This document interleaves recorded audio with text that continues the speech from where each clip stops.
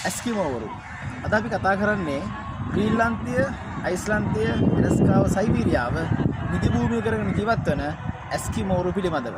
ලෝකේ ඊටාම සුස්ක එහෙම නැත්නම් කටුක සීත දේශගුණය ඔබ දෙන ආකාරයට හැඩගැහිලා තියෙන මේ කලාපයේ ජීවත් වෙන සුවිශේෂී ආදිවාසී ජනකණ්ඩායමක් තමයි මේ ඇස්කිමෝවරු. මේගොල්ලෝ ගොඩක් වෙලාවට සීත දේශගුණයට ගැළපෙන ආකාරයට ඉග්ලු නිවාස නිර්මාණය කර ගනිමින් සහ ඒකට ගැළපෙන ආකාරයට ඒ ප්‍රදේශවල තියෙන විශේෂයෙන් මේ සම් ඇඳුම් විදිහට භාවිතා කරමින් ඒ ඇඳුම් ආයතන නිර්මාණය කරමින් මේගොල්ලෝ අර කලාපය තුල තාම ඊට ගැළපෙන අනුවර්තනය වෙමින් වාසය කරනවා.